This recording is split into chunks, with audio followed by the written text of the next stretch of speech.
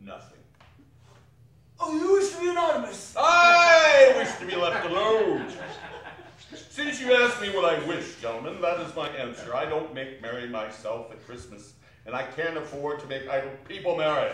I help to support the establishments I have mentioned. They cost enough, and those who are badly off must go there.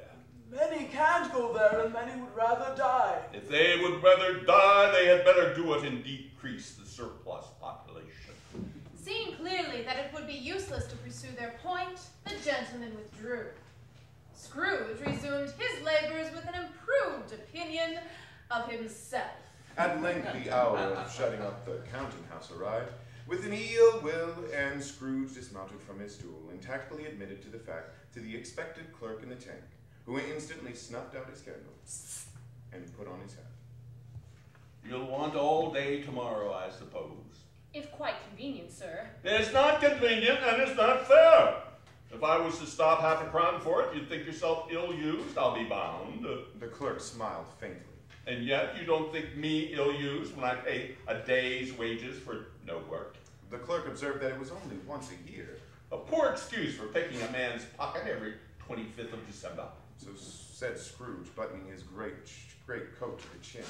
But I suppose you must have the whole day. Be here all the earlier next morning. The clerk promised that he would, and Scrooge walked out with a growl. The office was closed in a twinkling, and the clerk, with his long ends of his white comforter dangling from below his waist, for he boasted no great coat, went down a slide on Cornhill, and at the end of the lane of boys 20 times in honor of its being Christmas Eve, and then ran home to Camden Town as hard as he could pelt, to play at blind man's bluff. Scrooge took his melancholy dinner at his usual melancholy tavern, and having read all the newspapers and beguiled the rest of the evening with his banker's book, went home to bed. He lived in chambers which once belonged to his deceased partner. The yard was so dark that even Scrooge, who knew its every stone, was fain to grope with his hands.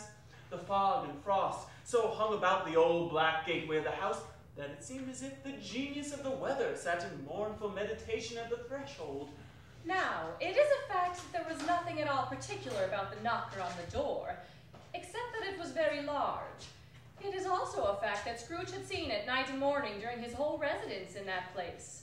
Also, that Scrooge had as little of what is called fancy about him as any man in the city of London. Let it also be borne in mind that Scrooge had not bestowed one thought on Marley since his last mention of his 7 years dead partner that afternoon. And then, let any man explain to me, if he can, how it happened that Scrooge, having his key in the lock of the door, saw in the knocker, without its undergoing any intermediate process of change, not a knocker, but Marley's face. Marley's face. It was not an impenetrable shadow as the other objects in the yard were, but had a dismal light about it, like a bad lobster in a dark cellar. It was not angry or ferocious, but it looked at Scrooge as Marley used to look, with ghostly spectacles turned up on his ghostly forehead. The hair was curiously stirred as if by breath or hot air, and though the eyes were wide open, they were perfectly motionless.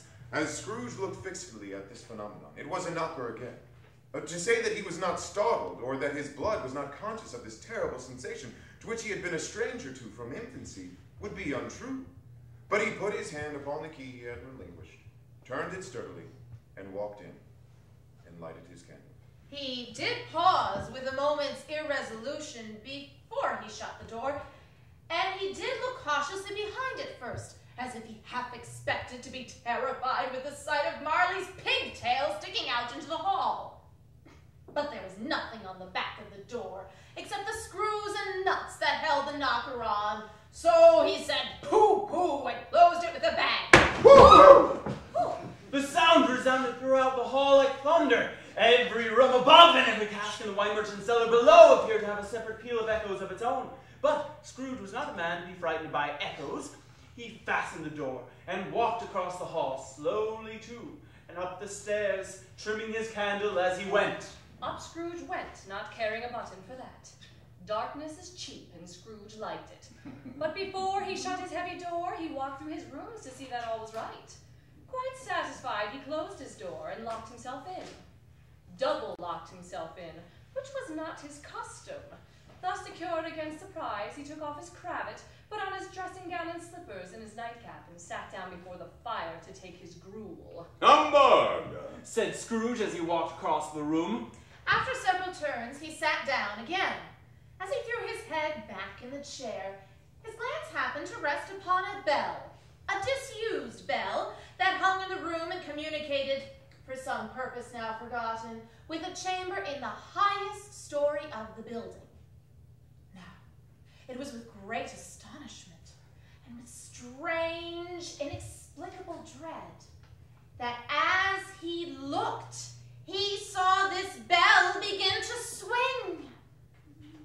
It swung so softly at the outset that it scarce made a sound. But soon it rang out loudly, and so did every bell in the house.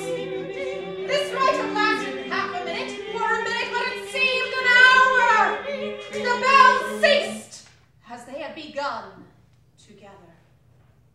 They were succeeded by a clanking noise deep down below, as if some person were dragging a heavy chain over the casks in the wine merchant's cellar. The cellar door flew open with a booming sound. Boom!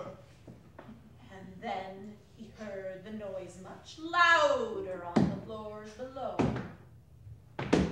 Then coming up the stairs. Then coming straight towards his door. It's humbug still! I won't believe it! His color changed, though, and without pause it came on through the heavy door and passed into the room before his eyes. Upon its coming in, the dying flame leapt up as though it cried. I know him! Marley's ghost! And fell again. The same face, the very same. Marley in his pigtails, usual waistcoat, tights, and boots. The tassels on the latter bristling like his pigtails and his coat skirts. And the hair upon his head.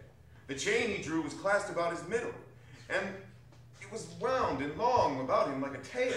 And it was made, for Scrooge observed it closely, of cash boxes, keys, ledgers, deeds, and heavy purses wrought in steel. His body was transparent, so that Scrooge, observing him and looking through his waistcoat, could see the two buttons of his coat behind. Though he looked at the phantom through and through, he saw it standing before him. And though he felt the chilling influence of the death-cold eyes and the very texture of the folded kerchief bound about his head and chin, which wrapper he had not observed before, he was still incredulous and fought against his senses. How now? Said Scrooge, caustic and cold as ever. What do you want with me? Much. Marley's voice, no doubt about it. Who are you? In life I was your partner, Jacob Marley. Can you sit down? Asked Scrooge, looking doubtfully at him. I can. Do it then.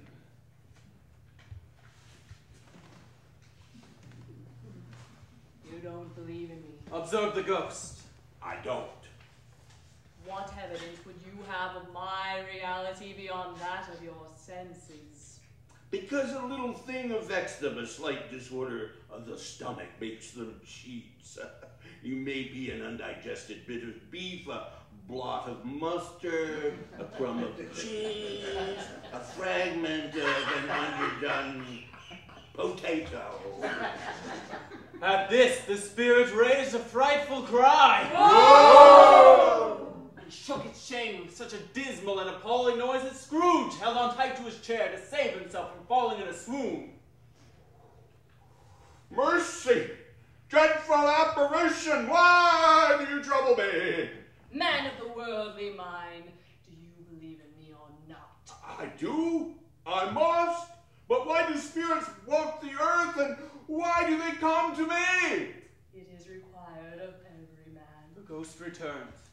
that the spirit within him should walk abroad among his fellow men and travel far and wide. And if that spirit goes forth not in life, it is condemned to do so after death. It is doomed to wander through the world